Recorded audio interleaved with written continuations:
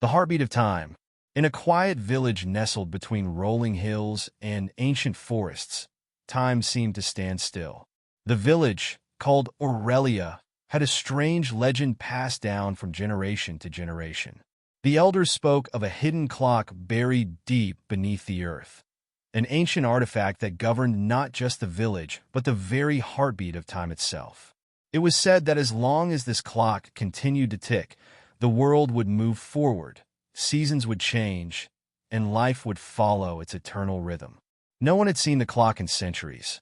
Some believed it was just a myth, a story told to children on cold winter nights. But for Alaric, a young scholar with a heart full of curiosity, the legend was more than just a tale. It was a calling. Alaric had always felt different. While others in the village were content with their simple lives, he was consumed by the mysteries of the world. He spent his days studying old manuscripts, deciphering forgotten languages, and piecing together fragments of history. The legend of the heartbeat of time intrigued him the most. Could it be real?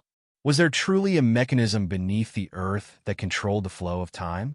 One day, while combing through a dusty, forgotten tome in the village library, Alaric found a map. It was old and faded, but clear enough to reveal something incredible, a path leading deep into the forest to a place long thought lost. The markings on the map pointed to the location of the clock. Alaric's heart raced. He knew this was it. Without hesitation, he gathered his belongings, an old lantern, a sturdy rope, and a small satchel of provisions, and set off into the forest. The villagers warned him not to go. There are things in the woods better left undisturbed, they said. But Alaric was resolute. He felt the pull of something far greater than fear. As he ventured deeper into the forest, the trees grew taller and the air colder. The sun, once bright and warm, faded into a pale glow, barely breaking through the thick canopy above. The path on the map became harder to follow, but Alaric pressed on, guided more by instinct than by sight. Hours turned into days, and just when he began to lose hope, he stumbled upon it, a hidden clearing bathed in an eerie, golden light. In the center of the clearing stood a stone altar, covered in moss and vines. And beneath the altar, he could hear it, a faint, rhythmic ticking. The sound sent chills down his spine. This was it, the heartbeat of time. Alaric knelt down and began to dig, his hands trembling with excitement. As the earth gave way, he uncovered a metal surface, smooth and cold to the touch. With each handful of dirt removed, the ticking grew louder, more distinct. Finally, after what felt like hours, he revealed the full surface of the clock, a massive, circular device, covered in intricate engravings that glowed faintly in the dim light. The clock was beautiful and terrifying all at once. Its hands moved slowly, almost imperceptibly, but Alaric could feel the power radiating from it. This was no ordinary timepiece. This was the engine of the universe, the force that kept time itself in motion. As he gazed at the clock, a question burned in his mind. Why had it been hidden? What purpose did it serve? He reached out to touch it, but before his fingers could make contact, the ticking stopped. The silence was deafening. For a moment, the entire forest seemed to hold its breath. Then, the ground began to tremble. Alaric stumbled backward as the altar shifted, revealing a hidden passage beneath. From the depths of the earth, a voice, soft yet commanding, echoed up toward him. Who dares disturb the heartbeat of time? Alaric froze. The voice was not human, nor was it entirely mechanical. It was something ancient, something that had existed long before the village, before the forest, perhaps even before time itself. I am Alaric, he called out, his voice trembling. I seek knowledge. I seek the truth. The ground shook again, and from the passage emerged a figure, cloaked in shadow. Its form was indistinct, ever-changing, as if it existed both in the present and in every moment that had ever been. The truth, the figure repeated. Do you truly wish to know the burden of truth, Alaric? Time is not as simple as you believe. It is not merely a river flowing in one direction. It is a living, breathing entity bound by the choices of those who control it. The figure moved closer, its presence overwhelming.